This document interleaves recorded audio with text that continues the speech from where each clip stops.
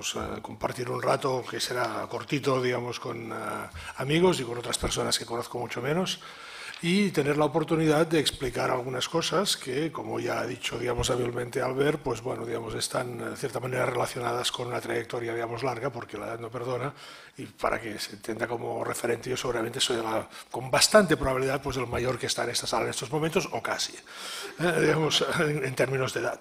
El PIE se creó, en el programa de informática educativa, se creó en enero de 1986. Yo llevaba 3 años trabajando en estos temas, ya, digamos, con una cierta intensidad. Por lo tanto, estamos hablando ya de cosas que empezaron, digamos, hace 30 años, sí, tal como suena. Con lo cual, pues bueno, también es una visión, digamos, del que lo ve, digamos, más cerca del final de su etapa profesional que no en medio, en sus inicios. Y esto, digamos, para que nos vamos a engañar, digamos, influye e influye abiertamente. Y en ese sentido, pues conecto con una cosa que valoro mucho que ha dicho Albert, y es el hecho, digamos, de esta mirada fresca, lo cual, digamos, con el paso del tiempo se agradece, digamos que básicamente que lo básico es, digamos, es no imponer, lo cual no significa tener una actitud complaciente, no, complaciente con las personas, ni complaciente con las organizaciones. Y desde luego, no, de las cosas que en educación ni en ningún otro ámbito se debería, digamos, permitir, digamos así, por parte de sus propios agentes y profesionales, es que la organización se vuelva complaciente en el sentido, digamos, de que lo que prima es las conveniencias profesionales o las dinámicas más o menos así, digamos, del uso, del hábito, etcétera, en lugar, digamos, del servicio que se tiene que dar. Y en ese sentido, pues, encaja ya, digamos, lo ligo con el objetivo, digamos, de lo que voy a presentar, que es unas conclusiones de una jornada de reflexión. Y una jornada de reflexión que no es el documento que sale, aquí tengo una edición, es el número 36 de una colección del Consell Escolar de Cataluña, digamos, lo tienen, digamos, con un formato distinto en Internet. No es una tesis doctoral, no es un trabajo de investigación, no es un reporte de investigación, sino simplemente es pulsar y poner de una manera más o menos coherente, más o menos armonizada, digamos, las visiones que surgen de quién, de las personas que están en el campo de trabajo y de las personas que pueden aportar un conocimiento experto, ponerlo esto, digamos, con un principio básico que es humildad y acompañado de buena voluntad en un proceso colaborativo, de un diálogo y luego de conclusiones, y por lo tanto tener un documento para quien quiera pensar, quien quiera reflexionar, que piense, y si esto le induce a actuar individual o colectivamente, en el sentido que se puede tal vez sugerir aquí o en otros, pues esto es lo que se trata. Pero desde luego lo que no es un programa de gobierno, no es un programa de administración educativa, no es un programa de cómo tienen que comportarse las universidades, de lo que tienen que hacer con la formación permanente, ni de lo que tienen que preocuparse los padres con relación a la educación de sus hijos. Es un documento para que se piensen, porque en definitiva, si algo se nota faltar, digamos, después, digamos, ya en un contexto, podríamos decir, más político, más general de este país, es, digamos, la enorme falta de debates abiertos, honestos, desinteresados, digamos, y sin agresiones, que en todos los órdenes de las cosas. Hace falta reflexión y reflexión desinteresada, e intentando entender de alguna manera, digamos, a las posiciones de los demás y de compartir y de sumar. En ese sentido, este es el documento, digamos, que les voy a presentar, y voy a decir que nunca he hecho una presentación tan mal hecha como hoy, porque acostumbro a tener, digamos, las cosas bien presentadas, pero esta semana ha sido imposible. Empecé con esta transparencia, bueno, esta presentación, que tiene el título muy bien puesto, y luego tiene 2 páginas más y luego unas páginas que ya no están terminadas, con lo cual voy a pasar con máximo 3 páginas, lo cual irá bien también por la cuestión de la brevedad. De todas maneras, el documento está aquí y por descontado se puede consultar y ver. A ver, previo, el Consell Escolar de Cataluña, ¿qué es? Tal como dice la normativa que lo crea, la ley dice que es el órgano superior de representación de la comunidad educativa. Perdón, de participación, la representación es política, de participación de la comunidad educativa. Con lo cual, digamos, es un organismo que agrega, digamos, que suma, que pone en una misma mesa, digamos, agentes que pueden tener puntos de vista similares o distintos, intereses similares o intereses distintos, visiones de la educación y de su futuro, etcétera, similares o distintos. Y en ese sentido, pues está representado, digamos, casi todo el mundo que debería estar. Están representados los alumnos, están representados los padres y las asociaciones, por lo tanto a través de las federaciones, están representados los poderes locales, las administraciones educativas, los ayuntamientos, vamos, están representados la administración educativa, están representados los consejos escolares territoriales, están representados los titulares de los centros privados, también de las universidades, por descontado, el Institut d'Estudis Catalans y el Col·legi de Llicenciats, digamos, estos organismos también específicos como tales. el personal no docente, etcétera. Siempre las organizaciones sindicales, las organizaciones patronales de la educación y del mundo económico en general, con lo cual, digamos, todo esto que llamaríamos los stakeholders de la educación, pues están, digamos, representados, y el Consell pues tiene un papel, digamos, que la ley le atribuye de tener que dictaminar obligatoriamente, no puedo decir no lo hago, digamos, tiene que dictaminar sobre las normativas que afectan a la educación en Cataluña. Dictaminar no significa, digamos, que lo que piensa se vaya a cumplir, pero en todo caso es un buen paso que ha habido una oportunidad de diálogo, una oportunidad, digamos, de creación de consensos, o digamos, de ajustar posiciones, que luego acostumbran, por lo que yo he visto, yo llevo 2 años en este negocio, digamos, no soy un veterano de estos temas, pero en estos 2 años, por lo que he visto, es que, digamos, de alguna manera, lo que se piensa del Consell es algo a lo cual la administración educativa y la comunidad en general pues le pueden ser más o menos sensibles, porque se procura, digamos, trabajar, digamos, integrando, digamos, estos puntos de vista. Evidentemente llega a puntos en los cuales las discordancias pueden ser ideológicas o de intereses, hacen que las cosas pues vayan en un sentido de otro, pero en general esto es un buen organismo. Yo estoy muy contento de estar presidiéndolo, que es una presidencia por delegación, y siempre sabiendo de que esto es una cosa que dura lo que dura y que puede acabarse hoy mismo. Pero bueno, en todo caso, estamos aquí para hacer un trabajo. Y en ese sentido, de las cosas, digamos, a las cuales me comprometí de impulsar cuando llegue, es hacer una serie de jornadas de reflexión, que era una tradición que ya existía, pero hacerla sobre 5 temas. Aquí pequé de optimista y, desde luego, digamos, no creo que... Pensé que podíamos hacer 2 jornadas al año, con los procesos de debate asociados y tal. Digamos, y en un consejo que es un organismo, en el cual, digamos, no tiene un director, un consejo es un organismo que tiene que haber comisiones, y las comisiones proponen cosas y los plenos deciden, etcétera. Digamos, no es como un organismo ejecutivo en el cual pues, el director dice, si vamos a hacer esto, lo hacemos con los mecanismos que haga falta. No, digamos, es un mecanismo, tiene un funcionamiento naturalmente lento, por una parte. Por otra parte están las consideraciones, digamos, económicas del momento, que tampoco permiten, digamos, hacer ninguna, bueno, no permiten nada, para ser claros. Con lo cual, digamos, hacer unas jornadas al año y es un pequeño milagro. Con lo cual, 5 jornadas, que es lo que yo preví, pues difícilmente voy a poder verlas con mis propios ojos. La primera era el impacto y la contribución de las tecnologías digitales en la educación. Y esto forma parte de un programa que me permito, digamos, contarles brevemente, aunque me aparte un poco del objetivo, porque forma parte de esta visión que pretende ser abierta, aunque cuesta de mantenerla. La siguiente jornada, la que tenemos prevista para este año, es Juventud y Educación en la era de la globalización, en la cual pues, el concepto de qué es ser una persona educada en los tiempos actuales, evidentemente no es lo mismo que a mitad del siglo XX y que a principios del siglo XX. ¿Cuál es el impacto, digamos, de una economía y de una geopolítica en la cual, digamos, está totalmente influida por las tecnologías y por la facilidad de, digamos, de desplazamientos, etcétera, etcétera, cómo esto influye en las necesidades educativas? ¿Cuál es el alumno que tenemos ahora? Si las personas son en buena medida frutos de su entorno, nadie puede pensar, digamos, que el entorno actual es como el entorno de hace 30 años o como el entorno de hace 60 años, digamos. Evidentemente, los entornos personales de los alumnos, los entornos religiosos, el poder de la autoridad, la alimentación, las relaciones interpersonales, el papel, digamos, de las tecnologías, la industria del ocio y del consumo con la juventud como blanco, etcétera, están formando una juventud que es distinta y que ya vemos lo incómoda que está dentro del sistema educativo, que esencialmente pues, ha hecho algunos parches, pero tampoco ha cambiado esencialmente. Esto es el eje, digamos, juventud, contrastado con el eje educación en un mundo muy cambiante. Y esto intentarlo poner en una perspectiva de futuro, también para poner reflexiones de futuro, que pueden tener algunas una componente, digamos, muy política y otras muy, digamos así, muy conceptual. Cuando digo componente política es en el sentido, por ejemplo, pues bueno, son opciones de futuro la privatización de la educación. Pues en este país estamos muy faltados de, pienso yo, digamos, escenarios prospectivos de cómo va a evolucionar la educación en el futuro, si un modelo, digamos, de mercado va a ser un modelo dominante, modelo de mercado que puede venir por criterios ideológicos o puede venir simplemente por incapacidad de gestionar el sistema actual. O bien, pues vamos a un sistema que no me gusta el adjetivo, pero es lo mejor para decirlo en una palabra, el finlandés, en el cual prima el conocimiento ante cualquier cualquier otra consideración, con lo cual, digamos, las instituciones escolares se refuerzan dentro de una agenda, digamos, de la primacía del conocimiento. O bien un modelo de desescolarización fundado en las tecnologías. Digamos, de alguna manera, digamos, permite, digamos, muchas formaciones informales, dispersas, etcétera, digamos, soportadas tal vez por organizaciones que no tienen por qué tener la estructura tradicional de la escuela y pueden ser más bien centros sociales. Digamos, el futuro de la educación es muy abierto, desde luego suponer que el sistema educativo, tal como lo definimos, digamos, desde los últimos centenar de años o los últimos 50 años o las leyes educativas de la democracia, no tienen por qué continuar.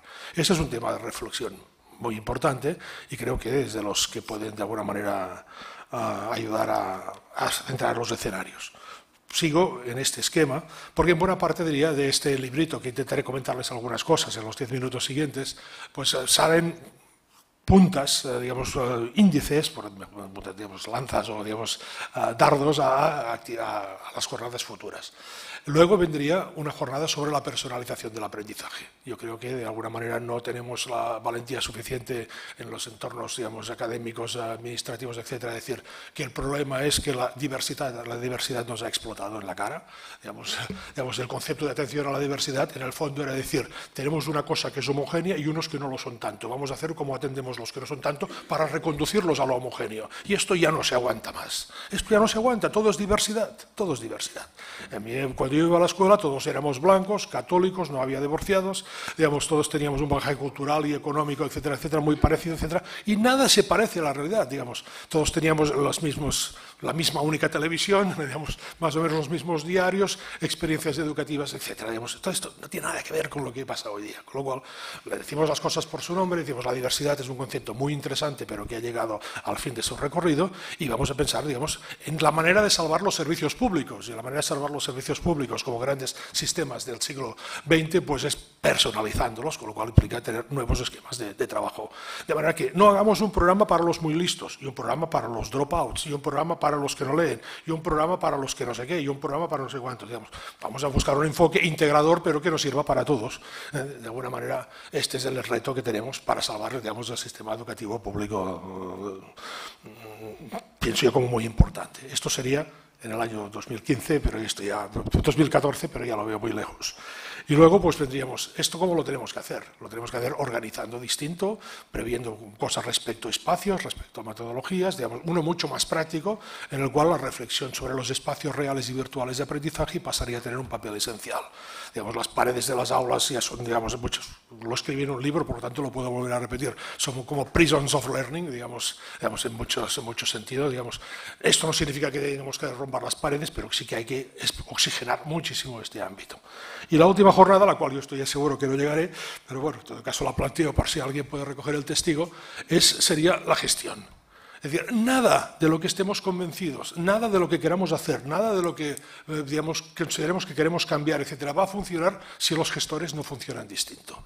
Si los gestores no asumen los valores de la base y los gestores, por decirlo así, digamos, en lugar de obedecer a los que están arriba, se dedican a hacer viable lo que quieren los de abajo. Aquí tenemos un problema enorme de gestión y además somos un país en el cual hacer gestión nos encanta, digamos, digamos, y de alguna manera la gestión es muy cómoda porque está claro que el interlocutor es el de arriba.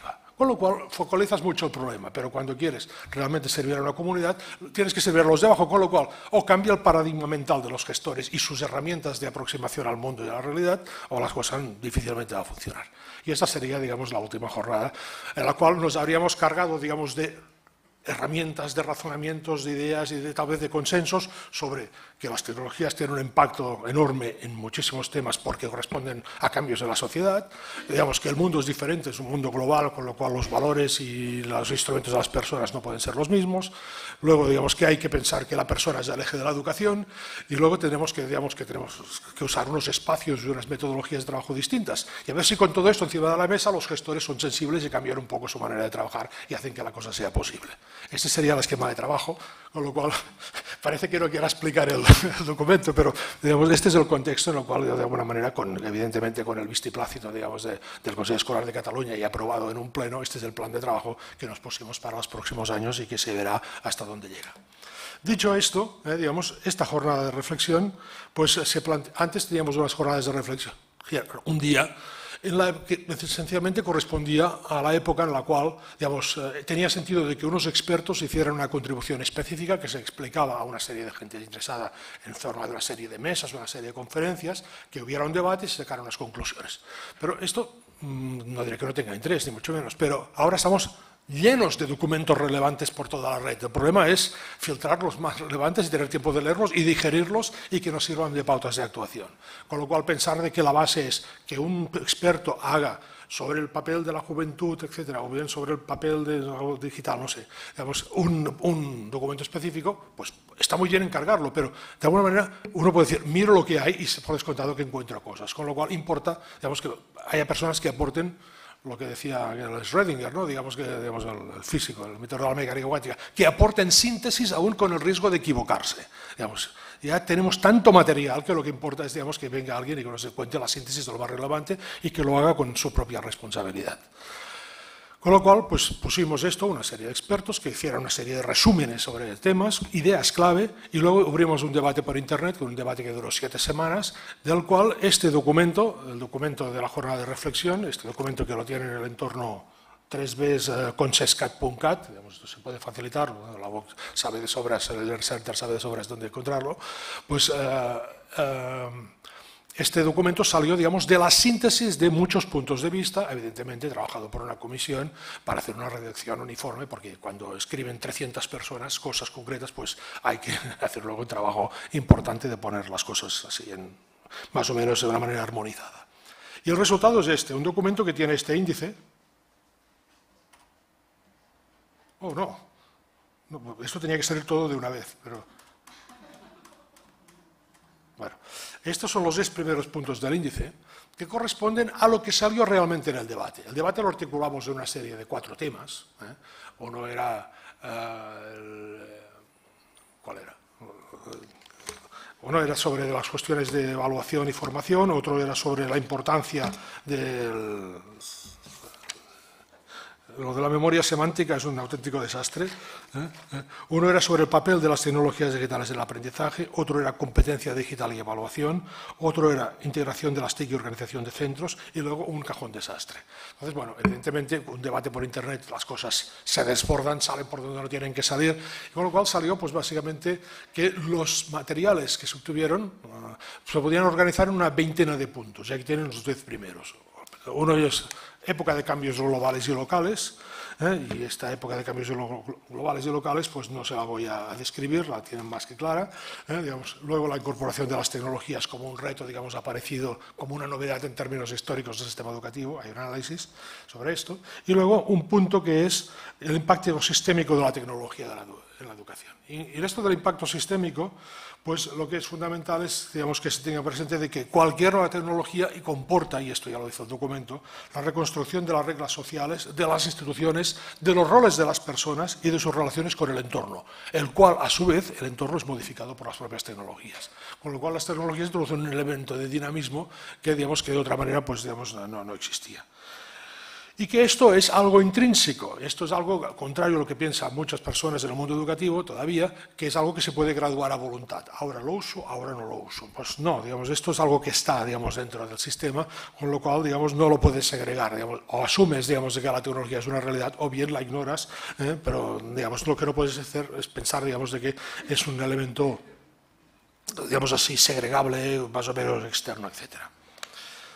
Luego, siguiendo en este índice, pues hablamos del impacto el trabajo intelectual en la tecnología digital, y aquí, pues, bueno, creo que el punto en sí es suficientemente significativo. Las herramientas TIC proporcionan herramientas de trabajo intelectual.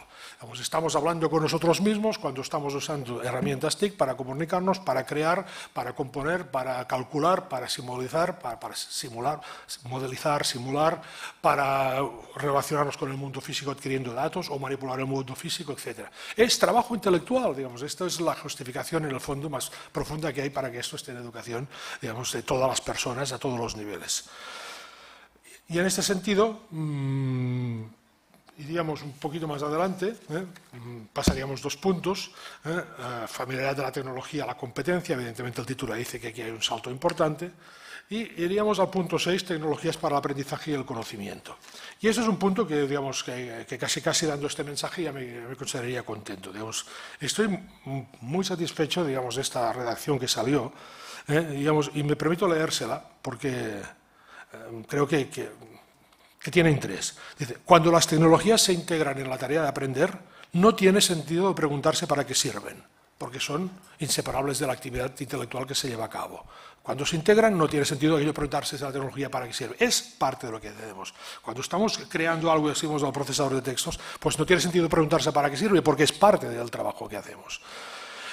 Entonces dice, el concepto actual de conocimiento, y en particular del conocimiento escolar, incluye tanto el hecho y el dato como el procedimiento y la reflexión sobre la experiencia de aprender. El conocimiento, cuando yo estudiaba, digamos, era el conjunto de hechos y de reglas más o menos objetivos, digamos, que teníamos que memorizar para, en todo caso, saber repetir o saber aplicar. Pero ahora incluye, digamos, el procedimiento de aprendizaje sobre la experiencia sobre la propia experiencia. El conocimiento es proposicional y procedimental, es público y personal. Antes el conocimiento era certeza absoluta, ahora sabemos que admite la certeza como la reserva y el escepticismo. El conocimiento es el proceso y el resultado de llegar a saber. El proceso y el resultado de llegar a saber. O en otros términos, la combinación de lo que se sabe y de cómo se ha adquirido. Y es esta combinación de lo que se sabe y cómo se ha adquirido lo que nos permite extenderlo, lo que nos permite transferirlo y lo que nos permite aplicarlo.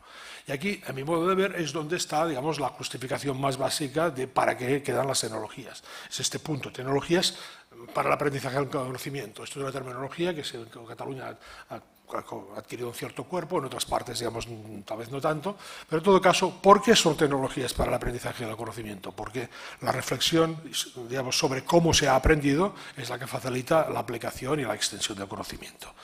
Entonces, esto es un punto que, bueno, lo pueden reflexionar, lo pueden criticar, por descontado que sí, he dicho, esto no es una tesis, no pretende aportar otra cosa que elemento de reflexión.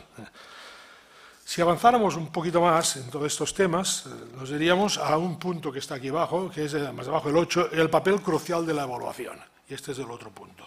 En el ámbito educativo sabemos que la evaluación es un concepto muy amplio y habitual, que se aplica a todo, al aprendizaje de los alumnos, a la actividad del profesorado, a los procesos educativos, a las propias administraciones se tendrían que evaluar, etcétera, etcétera. Es una palabra que está en boca de todos.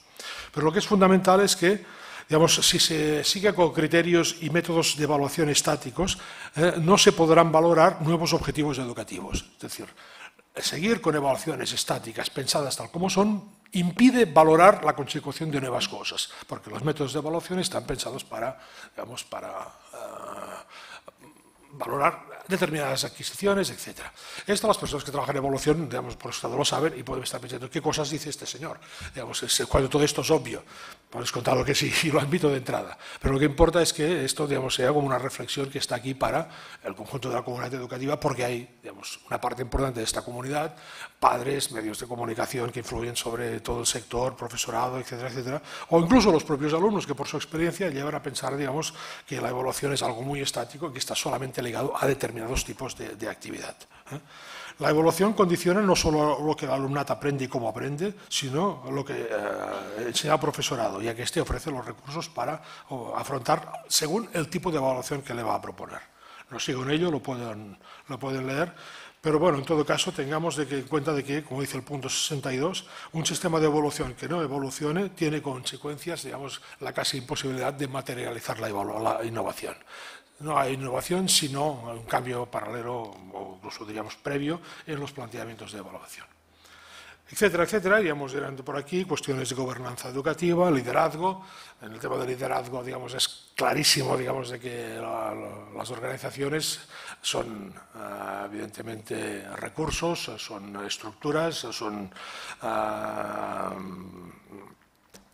procedimientos, etcétera, pero son personas, son planes, quería decir, no me salía la palabra, planes y objetivos, etcétera, pero son personas las organizaciones. Y la conducción de las personas es el trabajo de los líderes.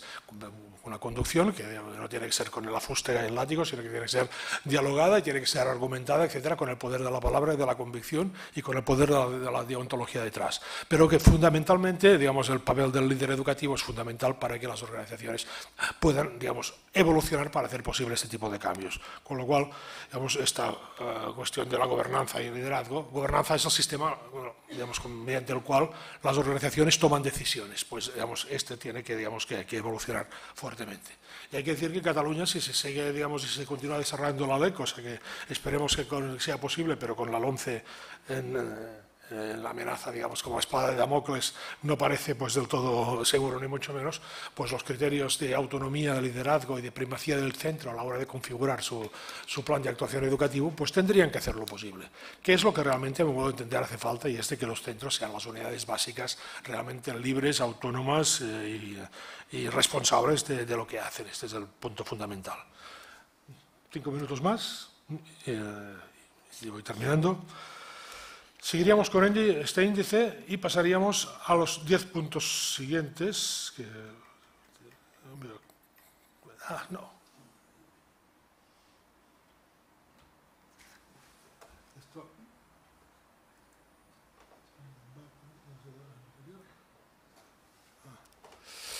Gestión de la tecnología, la autonomía de los centros.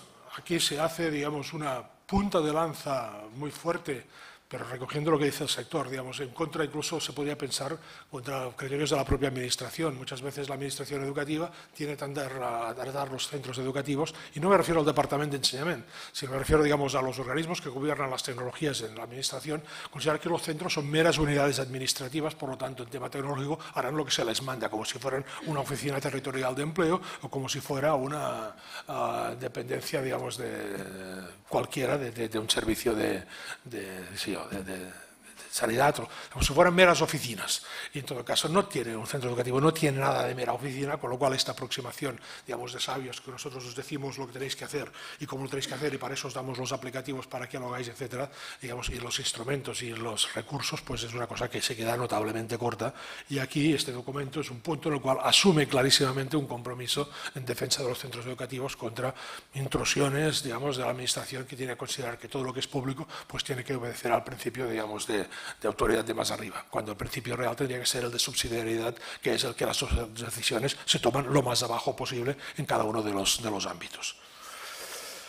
Y llegaríamos al punto 13, que tiene aquí, que es ejercicio de desarrollo profesional del profesorado, que es el que de alguna manera pues me habían dicho de que viniera a hablar, pero ya casi se lo dejo a que se lo lean y que lo critiquen, y si quieren lo discutan en algún tipo de momento, o tal vez volver en un momento oportuno a hablar o hacer un debate por internet, no sé, lo que sea. En todo caso, es un punto en el cual pues hay que decir que el desarrollo profesional del profesorado en estos ámbitos implica plantearse en primer lugar, digamos, la concepción tradicional del trabajo de enseñar, del conjunto sistemático y planificado de acciones, de presentar información, dar instrucciones al grupo clase, hacer que la clase esté ordenada y atenta y luego hacer los exámenes correspondientes y repetir este ciclo ad infinitum. Pues de esto hay que pasar pues, a una visión, digamos, en la cual pues, la interacción alumno-profesor es donde se genera valor educativo, en la cual hay que atender este alumnado tan diverso y disperso, lo cual implica que tenemos que individualizar y personalizar las experiencias de aprendizaje, de que tenemos que promover destrezas de colaboración, de que tenemos que dar soporte a la construcción de pequeños grupos de trabajo para que digamos, puedan digamos, trabajar en equipo y por lo tanto gestionar con habilidad todo esto, etc. Entonces, en la tecnología tiene que servir, tiene que pensar a qué amo va a servir, por decirlo así, ¿no? Va a servir estar al refuerzo de un determinado modelo más o menos transmitivista, digámoslo así, de la educación, o está al servicio de un modelo en el cual, digamos, la creación de valor educativo, digamos, se pone en la interacción con el alumno y en el acompañamiento del alumno en su propio aprendizaje. Ayer estuve en una conferencia, digamos, que hizo Howard Gardner aquí en Barcelona, que una conferencia multitudinaria con 1.800 personas, digamos, se dice pronto, y que lo organizó el Col·legi Montserrat de Vallvidrera, y digamos, del contenido, digamos, de su digamos, una conferencia divulgativa, por decirlo así, pues quedó muy claro del hecho de que estamos en una fuerte fase de transición, digamos, del mundo educativo, en lo cual estas visiones de acompañamiento al alumno y de generar valor, digamos, acompañando al alumno, pues tienen que ponerse en primer lugar. Sobre este tema, pues recalcar, digamos, de que la formación tiene que incidir en un aspecto y es, digamos, que Dada esta diversidad del alumnado y por lo tanto dada la diversidad de sus experiencias digitales, una de las cosas que es preciso que el profesor o la profesora pueda hacer hoy es construir puentes entre el aprendizaje idiosincrático que cada uno ya lleva y estos puentes integrarlos dentro de una dinámica más amplia que es el del grupo clase. Digamos. Lo que no podemos decir, lo que tú sabes es como si no existiera, y que no lo tenemos, digamos, y que no le damos valor. Digamos. Esto te lo guardas fuera, aquí no va a ser usado. Es una de las cosas básicas precisamente para que el estudiante pueda dar lo mejor de sí mismo y para que pueda, digamos, pensar de que estar en el proceso educativo pues le da realmente la oportunidad de estar en algo donde aporta algo significativo por su parte. Se dice también, digamos, estos puntos que más que nunca antes ser profesores, estar comprometidos con el aprendizaje de toda la vida y evaluar constantemente la propia práctica. Casi iría acabando con esto. Yo vengo de una época en la cual decías, yo acabé la carrera en el lejano 1973, ya me voy retratando cada vez más. Y en aquella época lo que se decía es, por fin dejarás de estudiar. Esta era, digamos, estudiar la carrera ¿para qué? Por fin la has acabado y dejarás de estudiar, podrás dejar los libros y te podrás a trabajar. Tenía esta componente, te podrás a trabajar, que claro que era muy importante, tanto como ahora. Pero decía la cosa, ya no hará falta continuar estudiando, ya eres ingeniero, ya eres arquitecto, ya eres abogado, ya eres profesor, etcétera, etcétera, ya dejarás de estudiar. Con lo cual, seguro que no llegamos a la profesión con la idea de que teníamos que aprender continuamente, con la idea de que la investigación nos daría pautas sobre cómo cambiar nuestras propias prácticas. No llegamos a esto. Y entonces, digamos, quede claro que nuestra generación, que tantas veces valora su propia educación, la tuvo bastante mediocre, al menos en este sentido.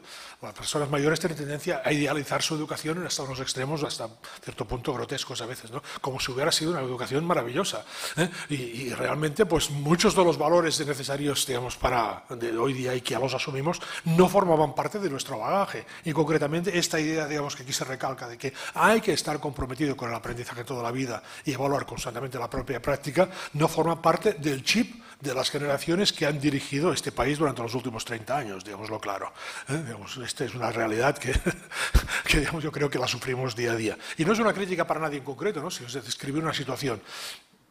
Estudiábamos y con lo cual bueno, ejercíamos y evidentemente pues las personas, muchas de ellas han sido sensibles a sus tiempos y se han adaptado y han aprendido cada día. Pero en general, digamos, esta dinámica de aprendizaje constante pues no ha sido nuestra pauta fundamental de comportamiento.